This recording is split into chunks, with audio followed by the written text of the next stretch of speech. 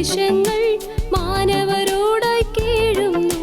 പാപവഴികളുപേക്ഷിപ്പിൻ, പാപിക്കായി പ്രാർത്ഥിപ്പിൻ. പിതാവിൻ്റെയും പുത്രൻ്റെയും പരിശുദ്ധാത്മാവിൻ്റെയും നാമത്തിൽ ആമേൻ. ഈശോയുടെ നാമം മഹത്വപ്പെടട്ടെ. ഹല്ലേലൂയ. Ave Maria.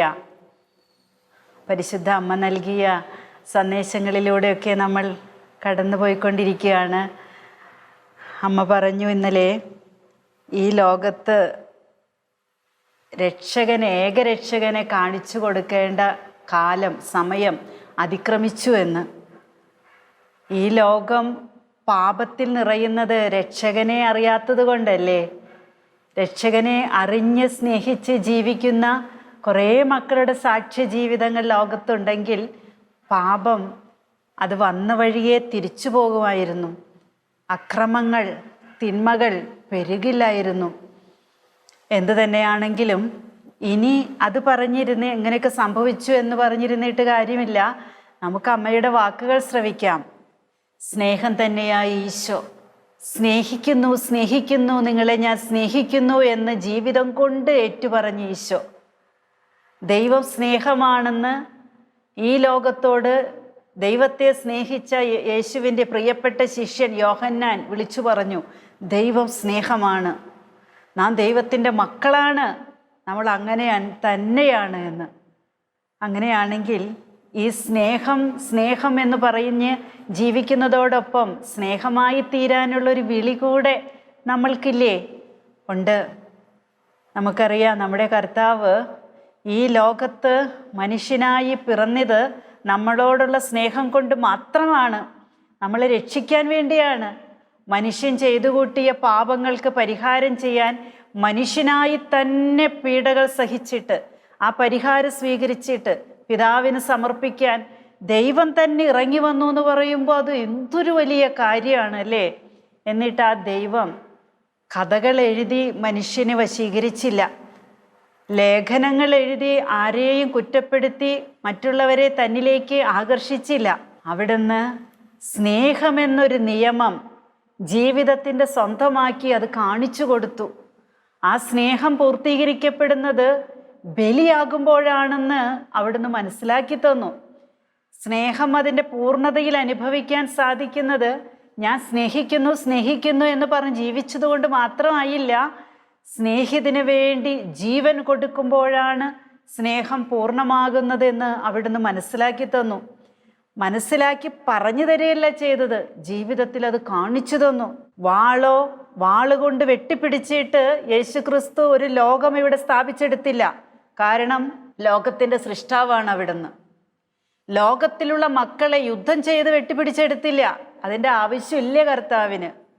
വാളും തൂലികയുമില്ലാതെ സ്നേഹത്തിൻ്റെ സാമ്രാജ്യം സൃഷ്ടിച്ചവനാണ് യേശുക്രിസ്തു. വാളും തൂലികയുമില്ലാതെ ഇന്ന് വാളുകൊണ്ട് വെട്ടിപ്പിടിക്കാനും തൂലികകൾ എഴുതി തൂലികാനാമത്തിൽ അറിയപ്പെടാനും തൂലിക വായിച്ച് മറ്റുള്ളവർ ആകർഷിക്കപ്പെട്ട് ചില വിശ്വാസത്തിലേക്ക് പോകാനൊക്കെ മക്കളെ നയിക്കാൻ ആഗ്രഹിക്കുന്ന ഒരുപാട് പേരുണ്ട്. എന്നാൽ നമ്മുടെ കർത്താവ് വാളോ തൂലികയോ ഇല്ലാതെ സ്നേഹത്തിൻ്റെ വലിയൊരു സാമ്രാജ്യം സ്ഥാപിച്ചു.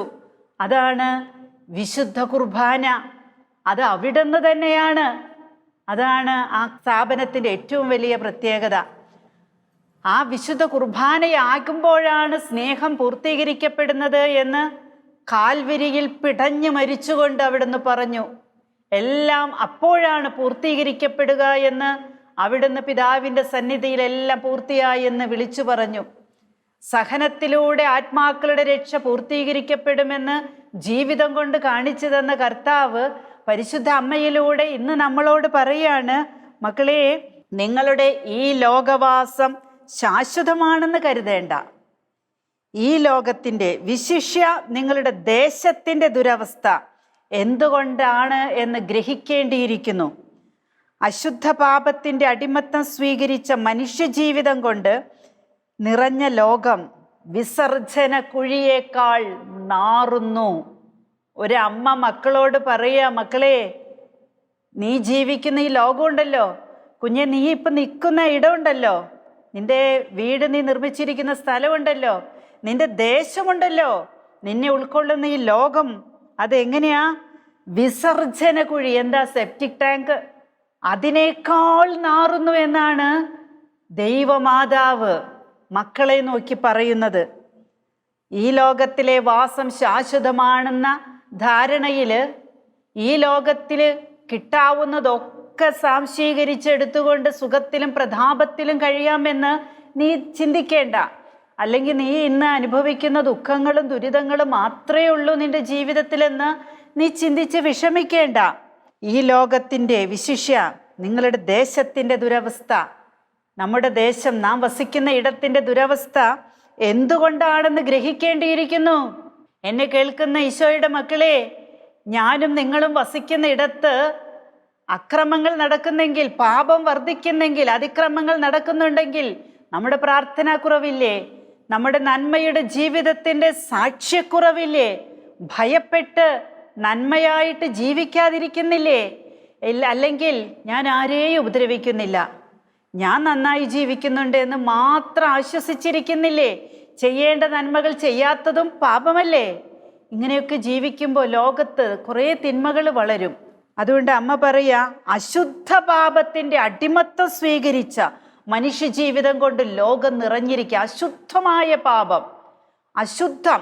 പാപം അശുദ്ധമാണ്, ശുദ്ധതയില്ലാത്തതാണ്, ശുദ്ധതയെ നഷ്ടപ്പെടുത്തുന്നതാണ്. ആ പാപത്തിൽ ജീവിക്കുന്ന മക്കളെ കൊണ്ട് നിറഞ്ഞ ലോകം വിസർജന കുഴിയേക്കാൾ നാറുന്നു. എന്തൊരു നാറ്റമായിരിക്കും അല്ലേ? നമ്മുടെയൊക്കെ വീട്ടിലെ സെപ്റ്റിക് ടാങ്ക് ഒന്ന് തുറന്നാൽ എന്തൊരു നാറ്റം, അവിടെ നിൽക്കാൻ കഴിയില്ല അല്ലേ? അത് ക്ലീൻ ചെയ്യാൻ വരുന്നവരൊക്കെ പലപ്പോഴും ബുദ്ധിമുട്ടുന്നത് നമ്മൾ കണ്ടിട്ടുണ്ട്, നമുക്ക് തന്നെ അറിയാം. അപ്പം മാതാവ് ഈശോയെ എന്തുമാത്രം ദുർഗന്ധം ഈ ലോകത്ത് നിന്ന് അനുഭവിക്കുന്നുണ്ട്.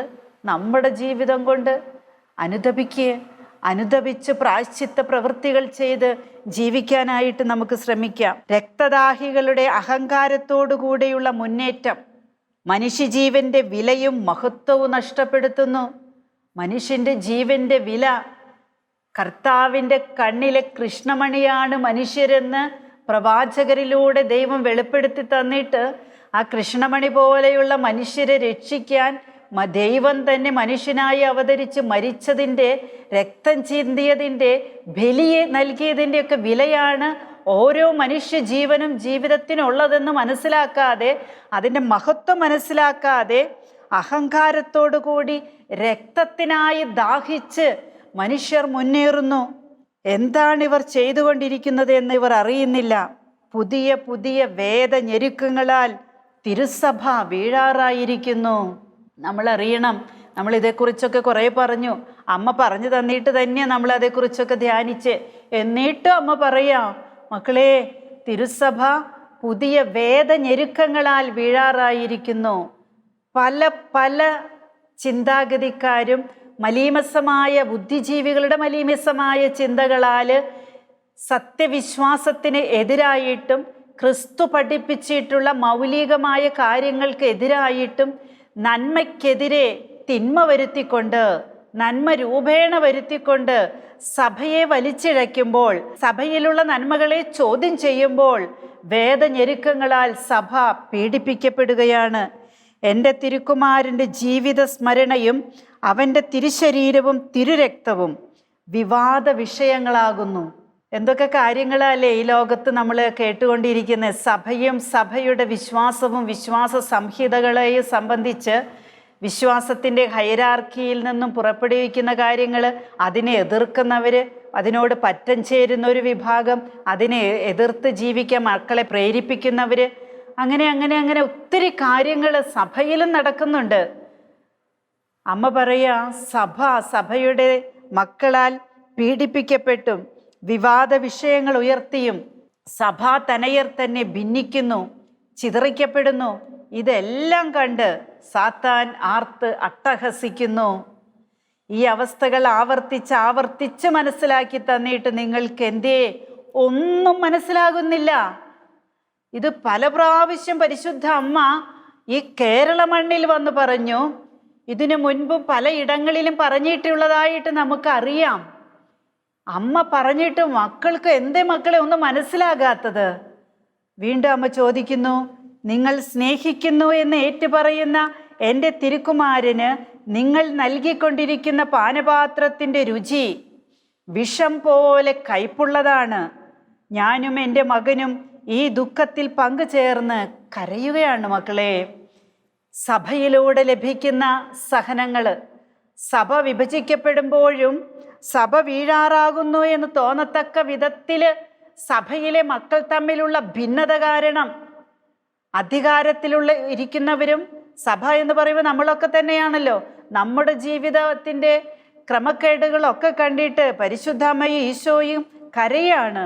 നമ്മൾ സ്നേഹത്തിൻ്റെ പാനപാത്രം, നമ്മുടെ ജീവിതം തന്നെ സ്നേഹത്തിൻ്റെ പാനപാത്രമായി തമ്പുരാൻ്റെ കരങ്ങളിലേക്ക് കൊടുക്കേണ്ടതിന് പകരം വിഷത്തേക്കാൾ കയ്പുള്ള പാനീയമാണ് നമ്മുടെ ജീവിതം വഴി ദൈവത്തിന് നമുക്ക് സമർപ്പിക്കുന്നത് എന്നാണ് പരിശുദ്ധ അമ്മ പറഞ്ഞു തന്നിട്ടുള്ളത്. മക്കളെ, ഉപമകളിലൂടെയും കടങ്കഥകളിലൂടെയും അല്ല നിങ്ങളോട് സംസാരിക്കുന്നത്. ഏതെങ്കിലും ഉദാഹരണങ്ങൾ പറഞ്ഞ് ഏതെങ്കിലും കഥകൾ പറഞ്ഞ് മക്കളോട് സംസാരിക്കുകയല്ല ചെയ്യുന്നത്.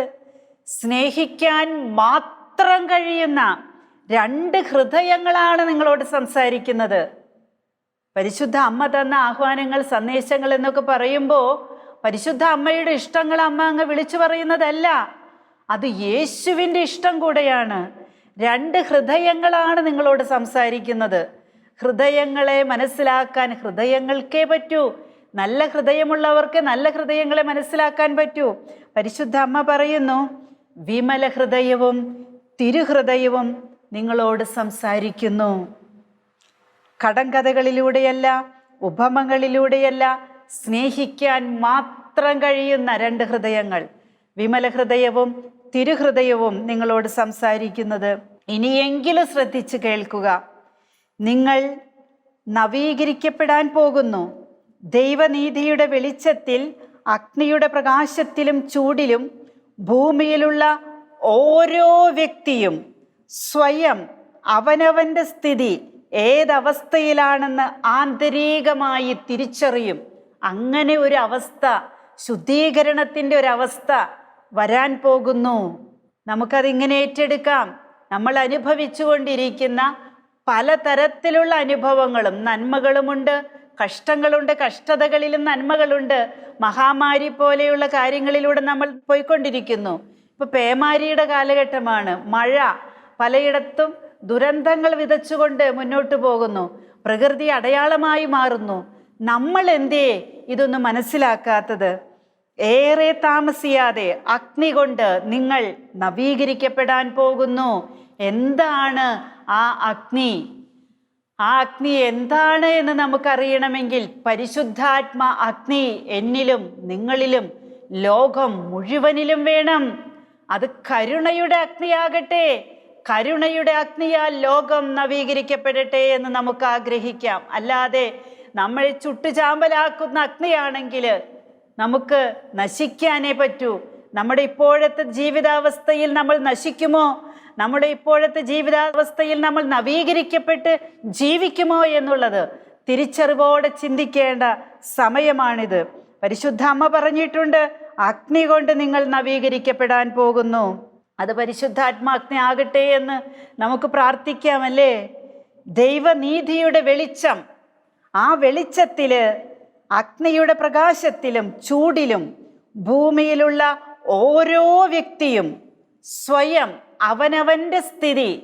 അപ്പോൾ ഈ അഗ്നിയുടെ വെളിച്ചത്തിൽ, അത് നീതിയുടെ അഗ്നിയാണ്, അത് പരിശുദ്ധാത്മാവിൻ്റെ അഗ്നിയാണ്. ഒരുവൻ മരിക്കുമ്പോൾ തനത് വിധി നടക്കുന്ന സമയത്ത് ഈ അഗ്നിയുടെ വെളിച്ചം നമുക്ക് കിട്ടും. അഗ്നിയുടെ വെളിച്ചത്തിൽ എൻ്റെ ആത്മാവ് ഏതവസ്ഥയിലാണെന്ന് ചിന്തിക്കാൻ ഒരുവന് സാധിക്കും. എന്നാൽ അങ്ങനെ സാധിക്കുന്ന അവസ്ഥയിൽ പോലും അതിനോട് വിപരീതമായി പ്രതികരിച്ചു കൊണ്ടിരിക്കുന്ന മക്കളുണ്ട്. എന്നാൽ ആ സമയത്ത് അത് മനസ്സിലാക്കിയിട്ട് ഭൂമിയിലുള്ള ഓരോ വ്യക്തിയും അവനവൻ്റെ സ്ഥിതി ഏതവസ്ഥയിലാണെന്ന് ആന്തരികമായി തിരിച്ചറിയും. അതാണ് നമ്മുടെ ജീവിതത്തിൽ നമ്മൾ എല്ലാവരും നേരിടേണ്ട ഒരു വസ്തുതയാണത്. അതുകൊണ്ട് ഇമ്പകരമായി ക്ലാസ്സുകൾ കേട്ടിരിക്കാതെ, എന്തോ വലിയൊരു സംഭവം പറയാൻ വന്നു എന്ന് മാത്രം ചിന്തിച്ചാതിരിക്കാതെ ഇത് വലിയ സംഭവം തന്നെയാണ്. ഇത്രയും വലിയ സംഭവം പരിശുദ്ധ അമ്മ നമ്മളോട് പറഞ്ഞിട്ടുള്ളത് നമ്മൾ കേട്ടില്ലെങ്കിൽ അജ്ഞതയുടെ കാലഘട്ടങ്ങളെ പരിഗണിക്കാത്ത ദൈവത്തിൻ്റെ തിരുമുൻപില് ജ്ഞാനത്തിൻ്റെയും കൃപയുടെയും സുവിശേഷ ഭാഗ്യങ്ങളും തുറവിയും ഉൾപ്പൊരുളും ദൈവം തുറന്നു തന്നിട്ട് അത് അജ്ഞതയുടെ കാലഘട്ടമായി പരിഗണിക്കണമേ എന്ന് പറയാൻ നമുക്കാവുമോ? ഇല്ലല്ലോ. നമ്മുടെ മുൻപിൽ വെളിച്ചം ദൈവം തന്നിട്ടുണ്ട്. ഇരുട്ടുണ്ട്, വെളിച്ചമുണ്ട്. ഇരുട്ടിനെ അവഗണിച്ചുകൊണ്ട് വെളിച്ചത്തെ സ്വീകരിച്ചുകൊണ്ട് മരണവും ജീവനും വെച്ചിട്ടുണ്ട്.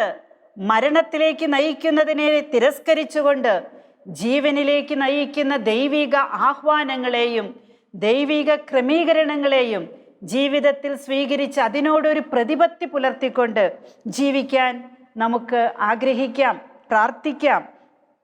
തൻ്റെ മക്കൾ നശിക്കാതിരിക്കുന്നതിനും സ്വർഗീയ ആനന്ദം അനുഭവിക്കുവാനുമായി നിങ്ങളുടെ നന്മയെ പ്രതി അവിടുന്ന് ഇപ്രകാരം പ്രവർത്തിക്കും. എന്തിനാ? സ്വയം ഓരോരുത്തരും ദൈവനീതിയുടെ വെളിച്ചത്തിൽ അവനവൻ്റെ സ്ഥിതി മനസ്സിലാക്കാൻ ദൈവം ഒരവസ്ഥ, ഒരു സാഹചര്യം ഒരുക്കുന്നേ സ്നേഹം കൊണ്ട്, മക്കൾ നശിക്കാതിരിക്കാൻ, സ്വർഗം നമുക്ക് തരാൻ, സ്വർഗീയ ആനന്ദം അനുഭവിക്കാൻ. നിങ്ങളുടെ നന്മയെ പ്രതിയാണ് കർത്താവ് അങ്ങനെ ഒരു അവസരം ഒരുക്കുന്നത്. അതിനാൽ മക്കളെ ഭയപ്പെടാതെ പരിഹാര മാർഗങ്ങൾ സ്വീകരിച്ചുകൊണ്ട് സുഹൃതങ്ങളാൽ നിറഞ്ഞ് മനസ്താപത്തോടെ മുന്നേറുക. സ്വർഗസ്ഥനായ പിതാവ് കരുതി വച്ചിരിക്കുന്ന അഗ്നിയെക്കുറിച്ച് ബോധപൂർവം ചിന്തിക്കുക. മക്കളെ, പല ദർശനങ്ങളിലൂടെയും ഞാൻ നിങ്ങളോട് പറഞ്ഞിട്ടുള്ളതെല്ലാം സംഭവ്യമായി കൊണ്ടിരിക്കുകയാണ്. പരിശുദ്ധ അമ്മ ഈ തിരുസന്ദേശം 1999 ഡിസംബർ 8 തന്നിട്ടുള്ളതാണ്. അമ്മ പറയുക, പല ദർശനങ്ങളിലൂടെയും ഞാൻ നിങ്ങളോട് പറഞ്ഞിട്ടുള്ളതെല്ലാം സംഭവിച്ചു കൊണ്ടിരിക്കുക.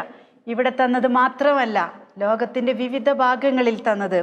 വീണ്ടും ഞാൻ ഓർമ്മിപ്പിക്കുന്നു, തിരുസഭ വരണ്ടുണങ്ങുന്നു, ചീഞ്ഞ മരം പോലെ തകർന്ന് വീഴാറായിരിക്കുന്നു. വീണിട്ടില്ല, വീഴ്ത്താതിരിക്കാൻ അമ്മ വന്നിരിക്കുക. അമ്മ പറയുക, മക്കളെ, തിരുസഭ ചീഞ്ഞ മരം പോലെ തകർന്ന് വീഴാറായിരിക്കുന്നു, വീണിട്ടില്ല. സമയമുണ്ട് താങ്ങി നിർത്താൻ. ആ താങ്ങലിന് ഞാനും നിങ്ങളും സന്നദ്ധരാകണം. സഭ ഉണരണം. സഭയിലൂടെ ക്രിസ്തു ആരാണെന്ന് വ്യക്തമായിട്ടും ലോകത്തിന് വെളിപ്പെടുത്തി കൊടുക്കാനുള്ള സംവിധാനങ്ങൾ കാലാകാലങ്ങളിൽ പരിശുദ്ധാത്മാവിൻ്റെ അഭിഷേകത്താൽ തുറക്കപ്പെട്ടേ മതിയാകൂ. ഇനി അടച്ചുപൂട്ടിയിരുന്നിട്ട് കാര്യമില്ല. സ്ഥാനങ്ങളിലും സ്ഥാനമാനങ്ങളിലുമല്ല.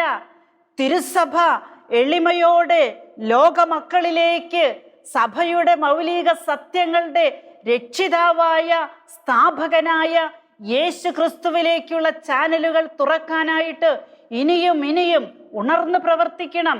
ഇതുപോലെയുള്ള ചാനലുകൾ, ഷെക്കേന, ഗുഡ്നസ്, ശാലോം പോലെയുള്ള ചാനലുകൾ ഉണ്ടാകണം. മനുഷ്യ ജീവിതം അതിനുള്ള ചാനലായിട്ട് മാറണം. ഇന്ന് മതമൗലികവാദികളും മറ്റു ഗ്രൂപ്പുകളുമൊക്കെ എന്തൊക്കെ പ്രകടനങ്ങളും പ്രഹസനങ്ങളും പഠനങ്ങളും ആ ലോകത്തിൻ്റെ മേൽ അഴിച്ചുവിട്ടുകൊണ്ടിരിക്കുന്നത്. സത്യമാണെന്ന വ്യാജേന തിന്മയെ പ്രചരിപ്പിക്കുന്ന എത്ര ഗ്രൂപ്പുകളാ ലോകത്ത് വളർന്നുകൊണ്ടിരിക്കുന്നത്. തീവ്രവാദ സംഘടനകളിൽ പ്രവർത്തിക്കുന്ന എത്രയോ മക്കളെ തീക്ഷ്ണതയോടുകൂടെ അവരുടെ തീവ്രവാദത്തെ മോടി പിടിപ്പിക്കാൻ ശ്രമിച്ചുകൊണ്ടിരിക്കുന്നത്. സഭ ശ്രമിക്കുന്നില്ല എന്നല്ല ഞാൻ പറയുന്നത്, പോരാ. സഭ ഉണർന്നേ മതിയാകൂ. സഭ എന്ന് പറയുമ്പോൾ ഏതെങ്കിലും ഒരു സഭാ സംവിധാനത്തെ ഞാൻ കുറ്റപ്പെടുത്തുകയല്ല. സഭ എളിമയിലേക്ക് വരണം. സഭയുടെ സംവിധാനങ്ങൾ കൃപയുടെ സുവിശേഷ ഘടകങ്ങളായിട്ട് മാറണം. നമുക്ക് കെട്ടിപ്പടുക്കുവാനുള്ള സംവിധാനങ്ങൾ സ്വർഗത്തിലാണ്. നമുക്ക് വേണ്ടി സ്വർഗത്തിൽ ഒരു ഇരിപ്പിടമുണ്ടല്ലോ. ഇവിടെ നമുക്ക് സ്ഥിരമായിട്ട് ഇരിക്കാൻ പറ്റില്ലല്ലോ. പിന്നെ എന്തിനാ പല സ്ഥാനമാനങ്ങൾക്കും വേണ്ടി വഴക്കിട്ട് പലതിനെയും ചൂണ്ടിക്കാണിക്കാൻ ലോകത്തിൻ്റെ മുമ്പിൽ വലിച്ചിഴച്ചു കൊടുത്തിട്ട് സഭാ സംവിധാനങ്ങൾ സമാധാനത്തോടെ കഴിയുന്നു എന്ന് പറയാൻ ആർക്കെങ്കിലും സാധിക്കുമോ? സഭ വീഴാറായിട്ടുണ്ടെങ്കിൽ നമ്മളെല്ലാവരും അതിന് കാരണക്കാരാണ്. അതുകൊണ്ട് നമ്മൾ ഉണരണം, സഭ ഉണരണം, സഭയുടെ ക്രമങ്ങൾ ഉണരണം. വീണ്ടും ഞാൻ ഓർമ്മിപ്പിക്കുന്നു, സഭ വരണ്ടുണങ്ങുന്നു, ചീഞ്ഞ മരം പോലെ തകർന്ന് വീഴാറായിരിക്കുന്നു. അൾത്താരകളും പള്ളികളും കവർച്ച ചെയ്യപ്പെടുന്നു. സംഭവിച്ചുകൊണ്ടിരിക്കുകയല്ലേ? ഞാനും നിങ്ങളും നമ്മുടെ പ്രാർത്ഥനകളും അൾത്താരകൾക്കും പള്ളികൾക്കും കാവലായി നിൽക്കേണ്ടതല്ലേ?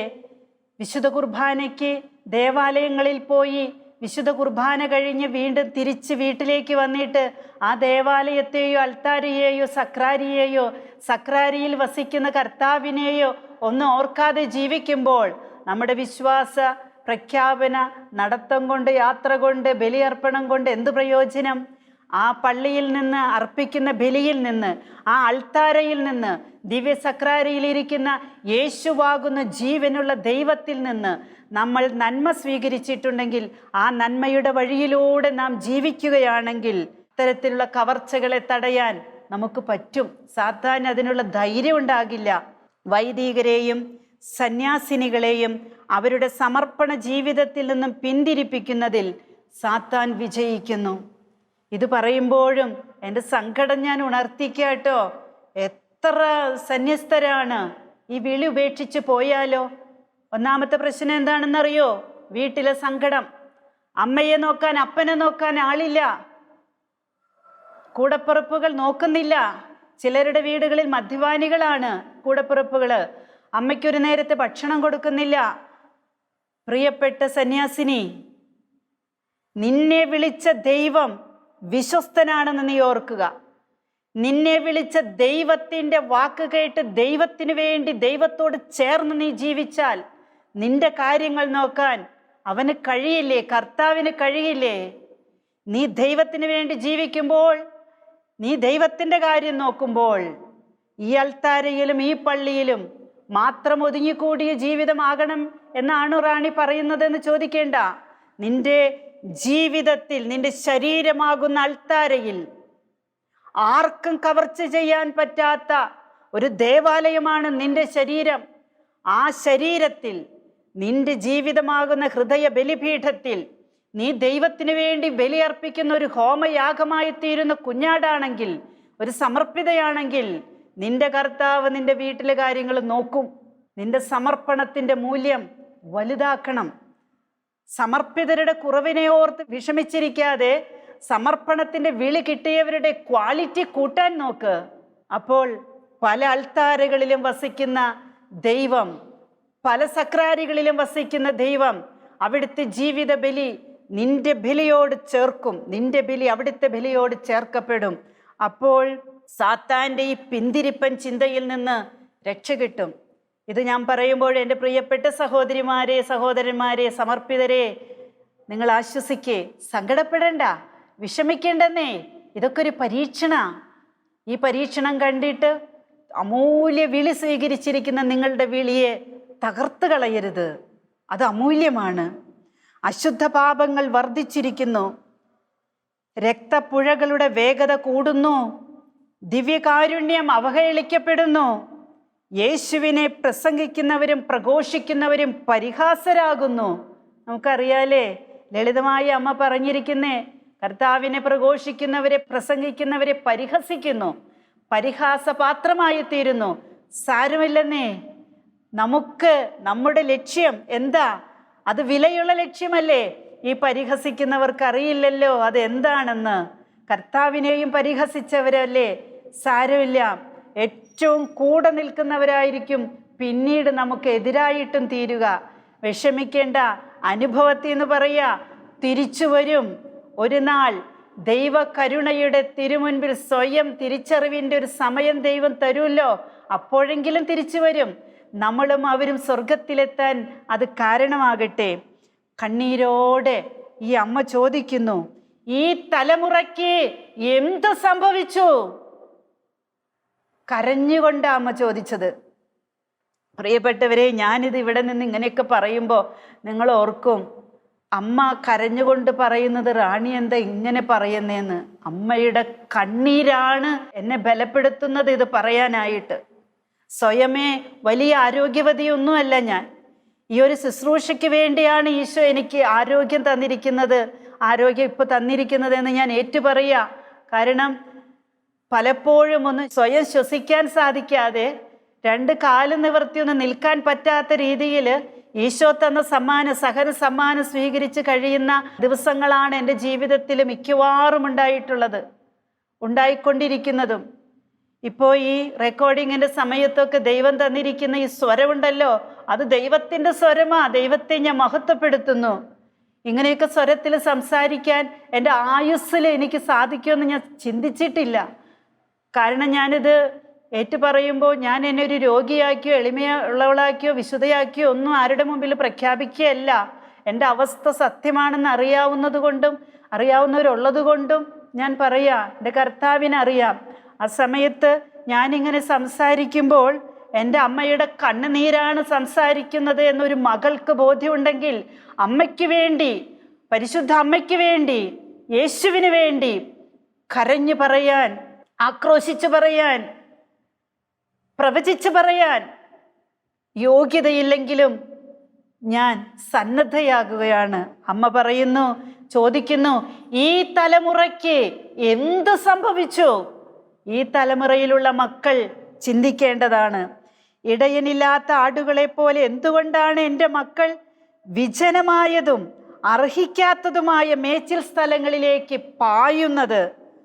നടക്കുന്നത് എന്നല്ല അമ്മ ചോദിച്ചത്, പായുന്നത്. പായുക എന്ന് പറഞ്ഞാൽ ഓടുന്നത്. എന്തുകൊണ്ടാണ് വിജനമായത്, ജനവാസമില്ലാത്തത്, ദൈവികമായ സംവിധാനങ്ങളല്ലാതെ വിജനമായി കിടക്കുന്നിടത്തേക്ക്? അതായത് ജനതാമസം ഇല്ലാത്തത് എന്നല്ല ഇവിടെ ആത്മീയ അർത്ഥം. വിജനമായതും അർഹിക്കാത്തതുമായ മേച്ചിൽ സ്ഥലം. വിജനമായ മേച്ചിൽ സ്ഥലമുണ്ടോ? ഉണ്ട്. സാത്താൻ ഒരുക്കുന്നത് അത്. ഈശോയുടെ മക്കൾക്ക് അർഹിക്കുന്നതാണോ അത്? അല്ല. അതുകൊണ്ട് പറയുകയാണ്, ഇടയനില്ലാത്ത ആടുകളെ പോലെ വിജനമായതും അർഹിക്കാത്തതുമായ മേച്ചിൽ സ്ഥലങ്ങളിലേക്ക് ലോകമക്കൾ പാഞ്ഞുകൊണ്ടിരിക്കുകയാണ്. ഈശോയ്ക്ക് ഇഷ്ടമില്ലാത്തതെല്ലാം ഉപേക്ഷിക്കാനും ഈശോയ്ക്ക് ഇഷ്ടമുള്ളതൊന്നും നിഷേധിക്കാതിരിക്കുവാനുള്ള കൃപ ഒരു ദൈവ പൈതലിൽ ഉണ്ടെങ്കിൽ, സാത്താൻ വെച്ചു നീട്ടുന്ന, ലോകം വെച്ചു നീട്ടുന്ന ക്ഷണിക സന്തോഷത്തിൻ്റെയും സുഖത്തിൻ്റെയും ക്ഷണിക വെളിച്ചത്തിൻ്റെയും മുൻപിലേക്ക് എന്തോ വലുത് കിട്ടും എന്ന വ്യാജേന ഓടിക്കൊണ്ടിരിക്കല്ലേ? ദൈവം തന്നിരിക്കുന്ന ഈ ലോകത്തിലെ സംവിധാനങ്ങളെ ദൈവിക ഭയത്തോടും ദൈവിക കരുതലോടും ദൈവനീതിയോടും കൂടെ മാത്രം കാണണമേ. പ്രിയപ്പെട്ട ദൈവ പൈതലേ, ഇന്ന് നിന്റെ വിരൽ തുമ്പിൽ ലോകമുണ്ട്. നീ കർത്താവിൻ്റെ ഉള്ളം കയ്യിലാണ് എന്നൊന്ന് ഓർക്കണമേ. നീ ഒന്ന് വിരൽ കൊണ്ട് ഒന്ന് പായിച്ചാൽ ലോകവിശേഷം മുഴുവൻ നിന്റെ കൺമുൻപിലുണ്ട് എന്ന് കരുതിയിട്ട് ദൈവമില്ലാത്ത ഒരു സ്ഥലത്തേക്ക്, ഒരു കാര്യത്തിലേക്ക് നീ നിന്റെ ജീവിതത്തെ സമർപ്പിക്കരുത്. അത് നിന്റെ ജീവനെയാണ് നശിപ്പിക്കുന്നത്. കമ്പ്യൂട്ടർ ഗെയിമുകള്, ഓൺലൈനിലൂടെയുള്ള ഗെയിമുകള് മനുഷ്യരെ എവിടെയാ കൊണ്ട് വെച്ചിരിക്കുന്നത്? ശാസ്ത്രം എത്രയും വലുതായി, എത്ര വളർന്നു എന്ന് ചിന്തിക്കുമ്പോഴും പരിശുദ്ധ അമ്മ പറയുന്നുണ്ട്, അത് പഠനത്തിൻ്റെ അല്ലെങ്കിൽ അതിൻ്റെ ബുദ്ധിയുടെ ആദ്യ ചുവട് പോലും എത്തിയിട്ടില്ല എന്ന്. ദൈവത്തെ കണ്ടെത്താൻ ശാസ്ത്രത്തിന് പറ്റുമോ? ദൈവിക ശാസ്ത്രങ്ങളും ലോകശാസ്ത്രങ്ങളും എല്ലാം കൂട്ടിക്കുഴച്ചുകൊണ്ടൊരു വല്ലാത്തൊരു പരുവത്തിലല്ലേ ഇന്ന് ലോകം നമുക്ക് നീട്ടിത്തരുന്നത്. ഒരു ശാസ്ത്രത്തിനെയും കുറ്റപ്പെടുത്തുകയല്ല. ലോകത്തെ സൃഷ്ടിച്ച, മനുഷ്യനെ സൃഷ്ടിച്ച ദൈവിക നിയമ സംഹിത സ്നേഹമാണെന്ന് മനുഷ്യനെ പഠിപ്പിച്ച ദൈവസ്നേഹത്തിന് എതിരായിട്ടുള്ള എല്ലാ കാണിച്ചുകൂട്ടലുകളും, എല്ലാ ബുദ്ധി എന്ന് പറഞ്ഞ് വികസിപ്പിച്ചെടുക്കുന്ന എല്ലാ കാര്യങ്ങളും തിരിച്ചറിവോടെ കാണണം. നമുക്ക് ജീവിക്കാൻ ഇതൊക്കെ ആവശ്യമാണ്. പക്ഷേ ആവശ്യം അനാവശ്യമായിട്ട് ഉപയോഗിക്കരുത്. നമുക്ക് ലഭിച്ചിരിക്കുന്ന, നമ്മൾക്ക് ദൈവം തന്നിരിക്കുന്ന എല്ലാ സംവിധാനങ്ങളെയും എല്ലാ ക്രമീകരണങ്ങളെയും ദൈവിക കാഴ്ചപ്പാടുകളോടെ കാണാനായിട്ട് നമുക്ക് ശ്രമിക്കാം. പരിശുദ്ധ അമ്മ പറയുന്നു, എന്തിനാണ് നിങ്ങൾ പരിശുദ്ധാത്മാവിനെ ദ്രോഹിക്കുന്നത്? ഇതുവഴി നമ്മൾ ചെയ്യുന്നത് വിജനമായത്, അർഹിക്കാത്തത്, ദൈവം അനുവദിക്കാത്തത് എന്ന് തിരിച്ചറിവുണ്ടായിട്ടും അതിന് പിന്നാലെ നമ്മൾ പായുമ്പോൾ നമ്മൾ ചെയ്യുന്നത് എന്താ? പരിശുദ്ധാത്മാവിനെ ദ്രോഹിക്കുകയാണ്. ഈശോ വചനത്തിൽ പറഞ്ഞിട്ടുണ്ട്, പരിശുദ്ധാത്മാവിന് എതിരെ പാപം ചെയ്യുന്നവൻ, പരിശുദ്ധാത്മാവിനെതിരെ ദൂഷണം പറയുന്നവനോട് ക്ഷമിക്കുകയില്ല എന്ന്. ദൈവത്തിൻ്റെ പരിശുദ്ധാത്മാവുള്ള ആ കൃപയിൽ ആയിരിക്കുന്ന ഒരു വ്യക്തിക്കും ഇങ്ങനെ അർഹിക്കാത്തതിൻ്റെ പുറകെ പോകാൻ സാധിക്കുകയില്ല. അരുത് മക്കളെ, ഈ അഹങ്കാര അവസ്ഥ ഇനിയും തുടരരുത്. എളിമയിൽ വളരൂ, പാപസങ്കീർത്തനത്തിനണയൂ. എളിമയുണ്ടെങ്കിലേ പാപസങ്കീർത്തനത്തിനണയാൻ നമുക്ക് സാധിക്കൂ. എളിമയുണ്ടെങ്കിൽ എളിമയുടെ ആത്മാവ്, പരിശുദ്ധാത്മാവ് നമുക്ക് പ്രചോദനം നൽകും. മോളെ, മോനെ, നീ ചെയ്യുന്നത് തെറ്റാണ്. ആ വഴിയിൽ നിന്ന് തിരിഞ്ഞു നടന്ന് നീ ചെയ്ത തെറ്റുകൾ പാപസങ്കീർത്തനം കുമ്പസാരത്തിൽ ഈശോയോട് ഏറ്റു പറഞ്ഞിട്ട് എളിമയോട് ജീവിക്കൂ. പരിശുദ്ധ കുർബാനയും ജപമാലയുമാണ് നിങ്ങൾക്ക് അവശേഷിക്കുന്ന രക്ഷയുടെ ആയുധങ്ങൾ. അവയെ സ്വീകരിക്കുക, പ്രാർത്ഥിക്കുക, തീക്ഷ്ണമായി പ്രാർത്ഥിക്കുക. അതേ പ്രിയപ്പെട്ടവരെ, നമ്മുടെ ആത്മാവിൻ്റെ ശ്വാസവും ഭക്ഷണവും പ്രാർത്ഥനയാകട്ടെ. നമ്മൾ ഓക്സിജൻ ശ്വസിക്കുന്നത് പോലെ ഓക്സിജൻ്റെ ശ്വസനം നിന്നാൽ നമ്മുടെ ജീവൻ പോയി അല്ലേ? നമുക്ക് നമ്മുടെ ശരീരത്തിൽ ജീവൻ നിലനിർത്താൻ പറ്റില്ല. സൂര്യൻ മറഞ്ഞു പോയാൽ ലോകത്തെ ജീവൻ നിലയ്ക്കുമെന്നാണ് ശാസ്ത്രം നമ്മെ പഠിപ്പിക്കുന്നത്. നമ്മുടെ നീതിസൂര്യനായ കർത്താവ് നമ്മിൽ നിന്ന് അണഞ്ഞു പോയാൽ, നമ്മൾ അണച്ചു കളഞ്ഞാൽ നമ്മുടെ ജീവിതവും കഴിഞ്ഞില്ലേ? പരിശുദ്ധ അമ്മ പറയാം, പാപസങ്കീർത്തനത്തിനണഞ്ഞ് പരിശുദ്ധ കുർബാനയും ജപമാല പ്രാർത്ഥനയുമാകുന്ന ആയുധങ്ങളേന്തി അത് സ്വീകരിച്ച് പ്രാർത്ഥിക്ക്, തീക്ഷ്ണമായിട്ട് പ്രാർത്ഥിക്ക്.